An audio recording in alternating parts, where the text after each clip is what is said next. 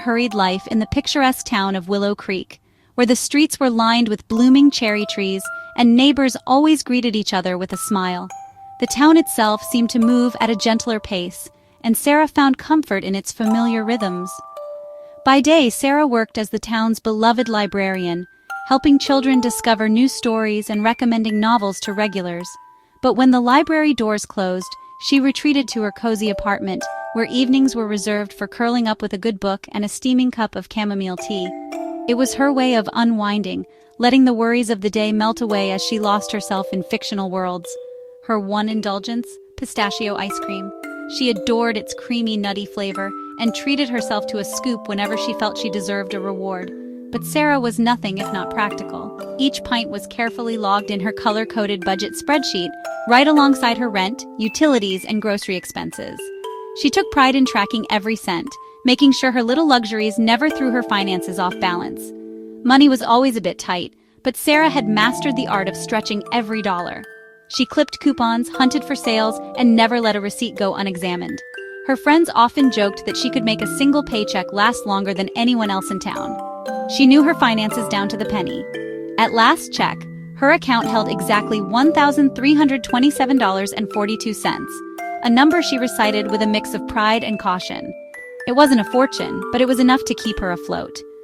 That balance meant she could cover the essentials, rent for her snug apartment, groceries for the week, and maybe, just maybe, a movie night at home if she skipped the overpriced popcorn. She'd become an expert at finding joy in the little things, like a favorite film or a homemade snack. Sarah wasn't searching for excitement or adventure. She found happiness in her routines, in the quiet moments spent journaling by the window or watching the rain tap against the glass.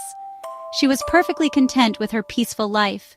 Her loyal cat, Mr. Whiskers, curled up at her feet, and her cherished Friday night ritual, take out Chinese food from Golden Dragon, eaten in pajamas while watching her favorite sitcom reruns. But as Sarah would soon discover, even the most carefully planned lives can be upended in an instant. Her well-organized world was about to be turned upside down, and nothing could have prepared her for what was coming next. The sun was shining as Sarah walked to work on Tuesday morning. Birds chirped in the trees lining Oak Avenue, and the smell of freshly cut grass filled the air. It was 7:45 in the morning, precisely the time Sarah liked to arrive at the Willow Creek Public Library. She unlocked the heavy oak doors, the familiar scent of old books washing over her. Her first task, sorting through the day's returned books. As she picked up a copy of The Secret Garden, a receipt slipped out from between the pages. It was from the corner cafe, dated the previous day, and listed a black coffee and a slice of blueberry pie. An odd combination for breakfast, Sarah thought. She glanced at the total $8.75. Later that afternoon, the usual quiet chatter of the library was interrupted by the shrill sound of a siren. Sarah watched from the window as a police car screeched to a stop in front of the corner cafe across the street. Whispers erupted amongst the library patrons. What was going on? Sarah's heart skipped a beat. The local news website, the Willow Creek Chronicle, soon provided the answer. The owner of the corner cafe, a friendly man named Mr. Henderson, had been found dead in his apartment above the shop. The cause of death? Suspected poisoning. Sarah felt a chill run down her spine. Poisoning? In Willow Creek? This wasn't a scene from one of her mystery novels. It was real life. That evening, Sarah couldn't shake the unsettling feeling that had settled upon her since seeing the police car. The flashing lights outside her window had faded, but the sense of unease lingered, wrapping around her like a heavy blanket. Every shadow in the room seemed to stretch a little longer, every creak in the house a little louder. She tried to distract herself, but her mind kept circling back to the events of the day. She pulled out her laptop and opened her budget spreadsheet, just kind of seeking comfort in the familiar rows of numbers. For Sarah, numbers had always been a source of order and control, a way to make sense of the world when everything else felt unpredictable. Tonight, she hoped they might offer her some reassurance. As she scrolled through her expenses, a thought suddenly struck her. Something about the list didn't feel quite right, as if a puzzle piece had been forced into the wrong spot.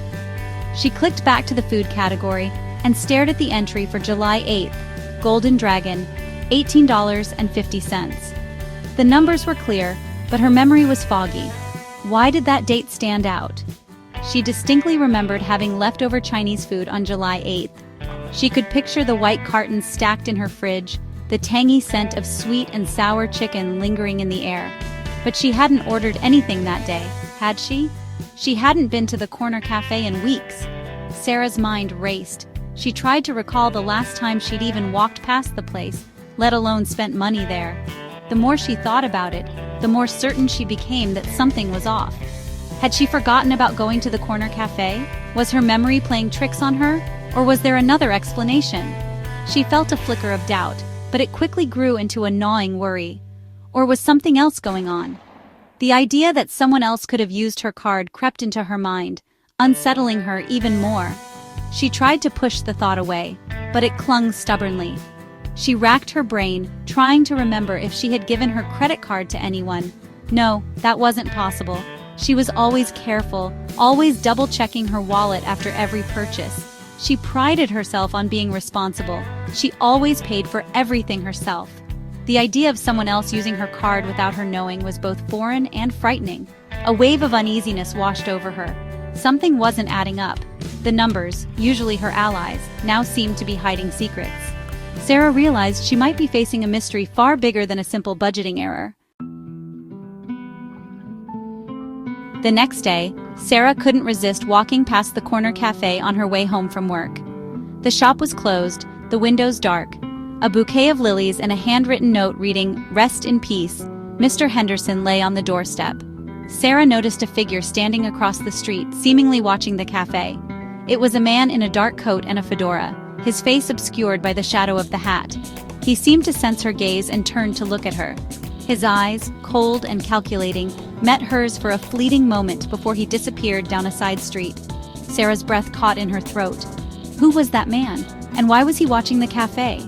She hurried home, a knot of fear growing in her stomach. 2 days later, as Sarah was finishing up her dinner of spaghetti and meatballs, a recipe from her grandmother's cookbook, she heard a knock at the door. Her heart pounded in her chest. Taking a deep breath, she peeked through the peephole. It was Detective Ben Carter, a tall man with kind eyes and a reassuringly firm handshake. He was investigating Mr. Henderson's death and had some questions about the receipt found in the library book. Sarah invited him in, her mind racing. Was she a suspect? She told him about her confusion over the receipt, her memory lapse, the man in the fedora. Detective Carter listened intently, his expression unreadable. "Sarah?" Detective Carter began, his voice gentle but firm, the weight of the investigation clear in his eyes. The room felt colder, the fluorescent lights buzzing overhead as he leaned forward, hands folded on the table between them. "I know this is difficult," he said, "but I need you to be completely honest with me. We believe Mr. Henderson's death was no accident. The evidence we've gathered points to something much more deliberate, something carefully planned. We also believe you may have been targeted." Sarah's blood ran cold. Targeted? But why? She tried to steady her breathing, her mind racing through every recent memory, searching for a clue she might have missed. "We've been tracking a series of financial crimes in Willow Creek," he continued, his tone growing more serious. "These aren't just random acts. There's a pattern, a method to the madness. Someone has been tampering with credit card information, slipping through the cracks of the system, making it look like nothing more than a clerical error. They start small, making tiny, almost unnoticeable charges, just a few dollars here and there, before moving on to larger, more damaging withdrawals. By the time anyone notices, the money is long gone." He pulled out a familiar-looking receipt from his folder, sliding it across the table towards Sarah. Her hands trembled as she recognized the logo at the top. It was from the corner cafe, the place she visited almost every morning. The receipt looked ordinary, but something about it felt wrong. "This receipt," he said, "is actually a cleverly disguised fake. Whoever made it knew exactly what they were doing, enough to fool almost anyone. The total is wrong, and the font is slightly off. If you look closely, you can see the difference, but only if you know what to look for. The killer planted it on you, Sarah, to throw us off his trail. He wanted us to believe you were involved, to make you look guilty while he slipped away unnoticed." He paused, just letting the information sink in. The silence in the room was deafening, broken only by the distant hum of the air conditioning. "We believe you stumbled upon something you shouldn't have. Maybe you saw something or someone that night. something that put you in danger without you even realizing it. You saw the killer, Sarah, the man in the fedora. Sarah's mind reeled, replaying the memory of that shadowy figure slipping out the cafe door, face hidden beneath the brim of his hat. It wasn't about the blueberry pie or the $8.75. Those were just details, distractions from the real crime. It was about something far more sinister, a web of deceit and greed that stretched far beyond the walls of the cafe, reaching into the very heart of Willow Creek, something she never could have imagined.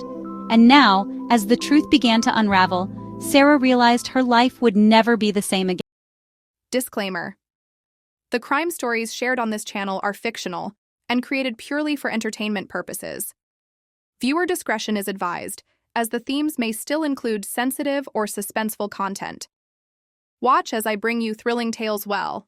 Thanks for watching. If you're new here, don't forget to hit that like button, subscribe, and tap the bell so you never miss an upload.